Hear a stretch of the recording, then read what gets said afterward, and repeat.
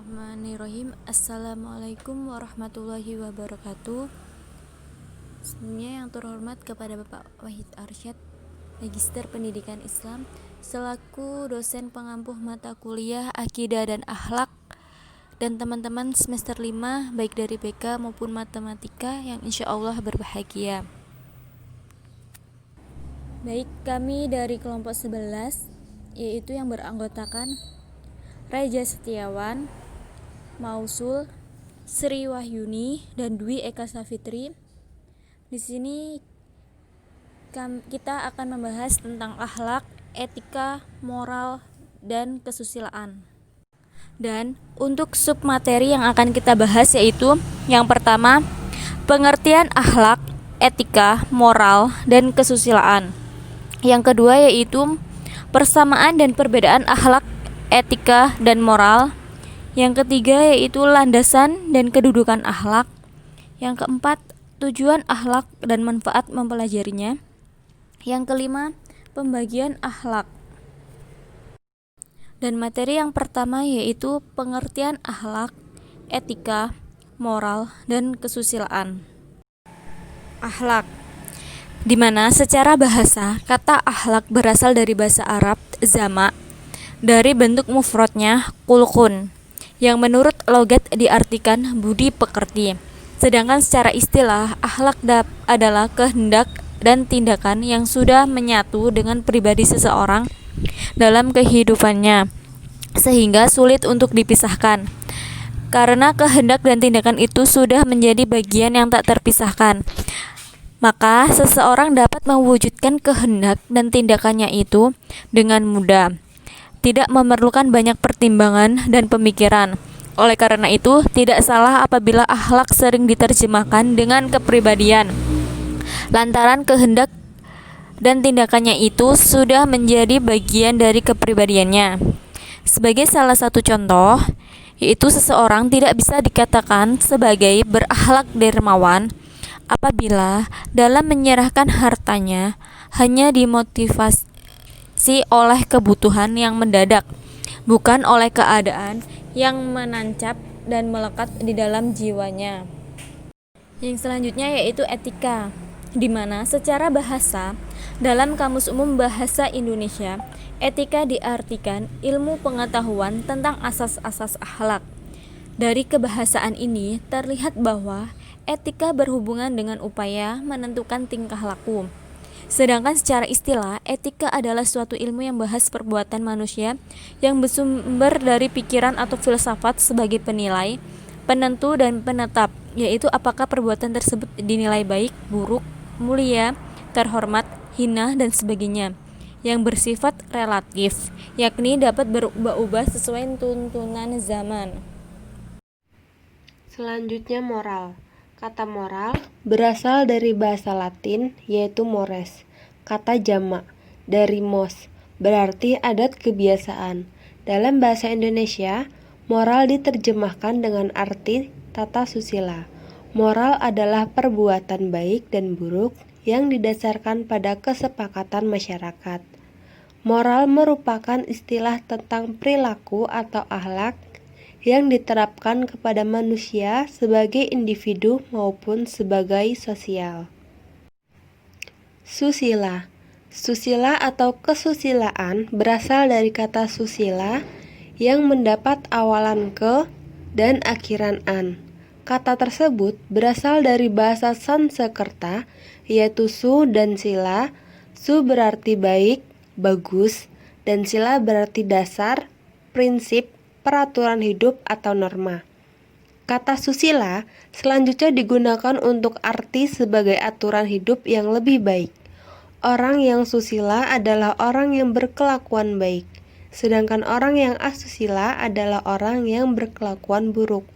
Contohnya, para pelaku zina atau pelacur sering diberi gelar dengan tuna asusila. Materi yang kedua yaitu persamaan dan perbedaan antara akhlak, etika, dan moral. Akhlak, etika, moral, dan susila secara konseptual memiliki makna yang berbeda. Namun pada aras praktis memiliki prinsip-prinsip yang sama. yakni sama-sama berkaitan dengan nilai perbuatan manusia. Seseorang yang seringkali berkelakuan baik kita sebut sebagai orang yang berakhlak, beretika, bermoral, dan sekaligus orang yang mengerti susila. Sebaliknya, orang yang perilakunya buruk disebut orang yang tidak berakhlak, tidak bermoral, tidak tahu etika, atau orang yang tidak berasusila. Konotasi baik dan buruk dalam hal ini sangat bergantung pada sifat positif atau negatif dari suatu perbuatan manusia sebagai makhluk individual dalam komunitas sosialnya. Dalam perspektif agama, perbuatan manusia di dunia ini hanya ada dua pilihan, yaitu baik dan benar. Jalan yang ditempuh manusia adalah jalan yang lurus, yang sesuai dengan petunjuk ajaran agama dan keyakinannya, atau sebaliknya, yakni jalan menyimpang atau jalan setan. Kebenaran atau kesesatan itu sebuah logika biner yang tidak pernah bertemu dan tidak pernah kompromi. Artinya, tidak boleh ada jalan ketiga ataupun jalan tengah antara keduanya. Keempat, istilah tersebut sama-sama mengacu pada perbuatan manusia yang selanjutnya ia berikan kebebasan untuk menentukan apakah mau memilih jalan yang bernilai baik atau buruk, benar atau salah berdasarkan keputusannya. Tentu saja masing-masing pilihannya mempunyai konsekuensi yang berbeda. Selanjutnya, perbedaan akhlak, etika, dan moral. Secara formal, perbedaan ketiga istilah tersebut yaitu etika bertolak ukur pada akal pikiran atau rasio. Moral, tolak ukurnya adalah norma-norma yang berlaku pada masyarakat. Etika bersifat pemikiran filosofis yang berbeda pada tatanan, konsep, atau teoritis. Moral berada pada dataran realitas, praktis, dan muncul dalam tingkah laku yang berkembang dalam masyarakat. Etika dipakai untuk pengkajian sistem nilai yang ada. Moral yang diungkapkan dengan istilah moralitas dipakai untuk penilai suatu perbuatan, dan yang terakhir, akhlak berada pada tatanan aplikatif dari suatu tindakan manusia dan bersifat umum, namun lebih mengacu pada barometer ajaran agama.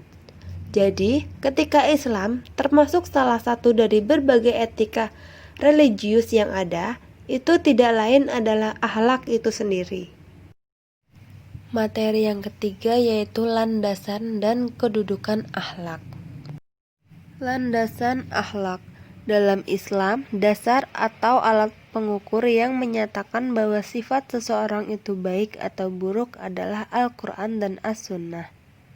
Segala sesuatu yang baik menurut Al-Quran dan As-Sunnah, itulah yang baik untuk dijadikan pegangan dalam kehidupan sehari-hari. Sebaliknya, segala sesuatu yang buruk menurut Al-Quran dan As-Sunnah berarti tidak baik dan harus dijauhi.